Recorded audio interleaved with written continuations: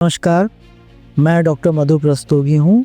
मैं doctor Ram Manohar Lohia institute of medical sciences में radiation oncology विभाग में प्रोफेसर एंड हेड के रूप में कार्यरत हूँ। मेरा बेसिक काम होता है, मैं कैंसर मरीजों को देखता हूँ और उनको सिकाई देता हूँ। ये बहुत ज़्यादा एक गंभीर विषय हो गया है अब आज की तारीख में कि कैंसर के मरीजों की संख्या दिन प्रतिदिन बहुत ज़्यादा बढ़ती जा रही है और इसलिए सभी को बहुत सा डर समाता है अब आजकल कि कहीं हमको कैंसर ना हो जाए, और हर आदमी इस गंभीर बीमारी से बचने की कोशिश में लगा रहता है, या अगर हो जाए तो कितनी जल्दी उसका पता लग जाए और उसकी जांच हो जाए जिससे कि वो पूर्ण रूप से ठीक हो जाए। तो पहले आता है कैंसर होता किस वजह से। एक्चुअली कैंसर जो होता है वो हमारे शरीर में किसी भी अंग का असामान्य बढ़ना, जिसमें कोई कंट्रोल नहीं रहता। जैसे हमारे कान का साइज़ फिक्स है, नाक का साइज़ फिक्स है, उंगली का साइज़ फिक्स्ड है, लेकिन यहीं पे कोई एक ग्रोथ आती है जो बढ़ती चली जाती है, आसपास के हिस्से को खा जाती है, इसे कैंसर कहते हैं। और जब इसकी रफ्तार बहुत ज़्यादा होती है तब उसको मैलिग्नेंट कैंसर कहते हैं। और कोई अगर मान लीजिए आपको मस्सा हो गया जो 20-20 साल से एक साइज़ है तो उसे बिनाइन बोलते हैं, बिनाइन ट्यूमर। कैंसर कुछ तो आनुवांशिक कारण होते हैं कैंसर के, जो कि आपके जीन्स में लिखा होता है कि आगे कैंसर होगा, और कुछ कारण होते हैं जो हमारे आसपास के वातावरण की वजह से, हमारी जो दिनचर्या होती है, हमारा जो खान पान होता है उसकी वजह से होता है। तो उनको हम कह सकते हैं कि वो प्रिवेंटेबल कारण होते हैं जिनको कि हम अगर चाहें तो प्रिवेंट कर सकते हैं। तो प्रिवेंट करने वाले कारणों में मुझे नहीं लगता मुझे इस बात को बताने की कोई आवश्यकता है कि द मोस्ट इम्पॉर्टेंट कारण है स्मोकिंग।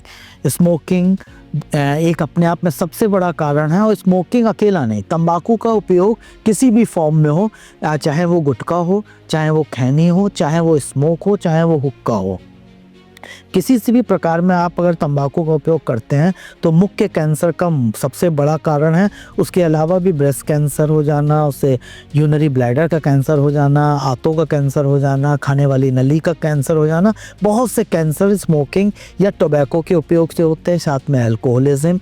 इसके अलावा जो हमारे वहाँ आजकल मिलावटी खाना आ रहा है, अडल्ट्रेशन है, आपने सुना होगा दूध में मिलावट होती है, खोया में मिलावट होती है। तो ये सब चीज़ें जाके उसमें जो मिलावट होती है वो हमारे शरीर में जब जाता है तो हमारे शरीर में एक म्यूटेशन कराता है, और उस म्यूटेशन के साथ साथ कुछ डैमेज करता है जिसकी वजह से भविष्य में कैंसर होने की संभावना होती है। हमारे आसपास जो गाड़ियाँ चल रही हैं, AQI के बारे में सभी लोग जानते हैं, आजकल डेली बताया जाता है, जिसकी वजह से हमें जो है फेफड़े का कैंसर, हम जो सांस लेते हैं, हमारे आसपास की जो गाड़ियाँ होती हैं उसमें पॉलीहाइड्रोकार्बन्स, डीजल जो जलता है, उसकी वजह से हमें फेफड़े का कैंसर होने की संभावना बहुत ज़्यादा बढ़ जाती है। इसके अलावा जो खानों में मिलावट होती है, तो एक गलत एडल्ट्रेशन होता है। इसके अलावा आर्टिफिशियल टाइप की जो मिलावट होती है, या आर्टिफिशियल रंग लाने के लिए, फ्लेवर लाने के लिए, या प्रिजर्व करने के लिए जो चीज़ें यूज़ करती हैं, वो भी हमें कहीं ना कहीं लंबे समय के बाद कैंसर कर सकती हैं।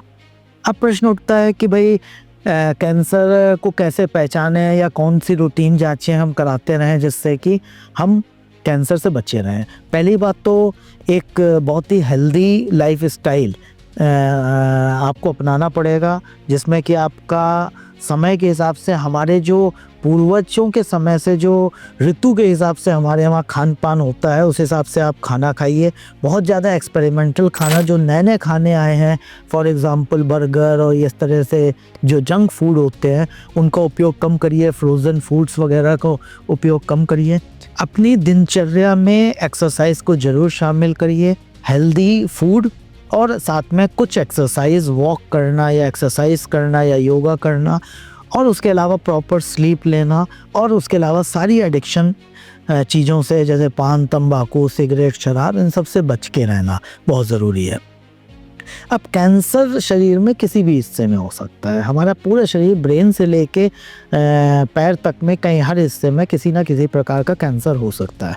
तो कैंसर के जिस जगह होने वाला है वहाँ के लक्षण के हिसाब से हमको ध्यान में रखना होता है। तो कहा जाता है कि हमारे शरीर में कोई भी असामान्य घटना अगर हो रही है और वो असामान्य घटना अगर हफ्ते 10 दिन से ज़्यादा रह रही है तो आपको उसका चेकअप ज़रूर कराना चाहिए। मैं कुछ एग्जाम्पल आपको लेता हूँ, जैसे मुंह के अंदर छाला पड़ गया, कई बार खाना खाते खाते चीक बाइट हो जाती है, लेकिन वो चीक बाइट आपकी हफ्ते भर में अपने आप सही हो जाएगी, क्योंकि हमारे बॉडी की एक कैपेसिटी होती है हीलिंग की। तो लेकिन मान लीजिए वो 10 दिन में नहीं हुई, 15 दिन में भी वो छाला पड़ा हुआ है, साथ में बढ़ता चला जा रहा है, तो आपको ये ज़रूरी, और आप तंबाकू का सेवन करते हैं या सिगरेट का सेवन नहीं भी करते हैं तब भी, तो आपको उस चीज़ को कंसल्ट करना चाहिए। अब आपके थूक में, बलगम में अगर खून आ रहा है तो टीबी भी हो सकता है, साथ में फेफड़े का कैंसर भी हो सकता है। अगर कोई चीज़ अगर हफ्ते 10 दिन में सही नहीं हो रही है तो आपको उसके लिए चिकित्सक परामर्श करना चाहिए। अब आता है जैसे मुख का कैंसर हो गया तो आप ओरल कैविटी का एग्जामिनेशन करिए, आपकी आवाज़ बदले, आपको खाना निगलने में अगर दिक्कत हो रही है, खाना फंस रहा है, तो इसका मतलब ईसोफेगस में दिक्कत हो सकती है, तो उसके लिए आप चेक कराइए। स्तन का कैंसर में सभी स्त्रियों को अपने स्तन की नहाते वक्त जाँच करनी चाहिए, एटलीस्ट हफ्ते में एक बार सघन जाँच करनी चाहिए कि किसी प्रकार की कोई गांठ वाँठ तो नहीं डेवलप हो गई है। अगर मान लीजिए गांठ है तो और वो बढ़ रही है, या कई बार होती छोटी गांठ होती 10-10 साल पड़ी रहती है, तो इसमें घबराने की ज़रूरत नहीं है। कोई चीज़ जो डेवलप हुई है और बहुत तेज़ी से बढ़ रही तो उसमें तुरंत आप परामर्श लीजिए। आपके मान लीजिए खाना आपका पच नहीं रहा है, आपको खाना खाते ही पेट में फूलने लगता है, बार बार लेटरिन जाने का मन होता है, उसमें मल में आपके खून आता है, पहले हो सकता है, बाद में आ सकता है, या उसमें मिक्स होके आ सकता है, तो ऐसे में आंतों का कैंसर होने की संभावना है। तो मेरा कहने का मतलब ये है कि कोई भी असामान्य घटना आपके शरीर में हो रही है तो उस पर ध्यान दीजिए, और जब वक्त पड़े तो उसको सही जगह जाके परामर्श करें। ये नहीं कि आप किसी को भी दिखा लें, क्योंकि कई बार ऐसा होता है कि इधर उधर दिखा लेते हैं, लोग कहते हैं बाद में आके कहते हैं कि हम तो वहाँ दिखा रहे थे, 1 महीने तक उन्होंने कुछ नहीं बोला। तो अगर आपको फ़ायदा नहीं हो रहा है तो उसके लिए हमेशा कैंसर के विभागों में आके आप परामर्श करें, उसमें कोई दिक्कत नहीं है। जब तक अगर कुछ नहीं है तो हम आपको बिल्कुल डिक्लेयर कर देंगे कि आपको कोई बीमारी नहीं है। अब आता है कि इसका इलाज के बारे में, तो देखिए कैंसर जितनी जल्दी पकड़ा जाए उतनी जल्दी उसका इलाज है, उतनी वो प्रारंभिक अवस्था में 100% क्योर आज की तारीख में ज़्यादातर कैंसर की बीमारियों में हो जाता है। तो जैसे ही अगर आपको कुछ संभावना लगे तो लोग FNAC या बायोप्सी एडवाइस करते हैं, क्योंकि वही एक तरीका है जिससे कि हम उसको कंफर्म कर सकते हैं। तो उससे भी बचने की कोशिश ना करें। कई लोग होते हैं कि बचते हैं कि नहीं FNAC बायोप्सी एक ये बात फैली हुई है कि उससे फैल जाता है, ऐसा कुछ नहीं। अगर हम उसको डायग्नोस ही नहीं करेंगे तो हम ट्रीट कैसे करेंगे?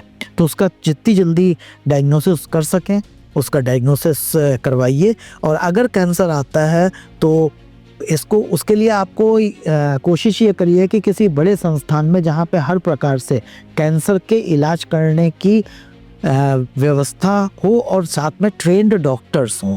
होता क्या है कि बहुत से लोग अपने ही घर के आसपास कोई डॉक्टर देखते हैं और उससे इलाज करते हैं। उनको पूरी तरीके से कैंसर को समझने की और इलाज करने की उनमें क्षमता नहीं होती। वो एक लेवल तक तो आपका इलाज करते हैं, उसके बाद वो कहते हैं कि अब आप जाके बड़े अस्पताल में दिखाइए। अब आप जब बड़े अस्पताल में जाते हैं तो वहाँ पे कई बार ये कहा जाता है कि आपने तो शुरुआत ही गलत कर दिया। तो मेरा ये एक बहुत ही इम्पॉर्टेंट मैसेज है कि सही जगह डिसाइड करके उसका इलाज कराइए, और जितनी जल्दी आप इलाज कराएंगे उतना आपके ठीक होने की संभावनाएं बढ़ जाएंगी। धन्यवाद।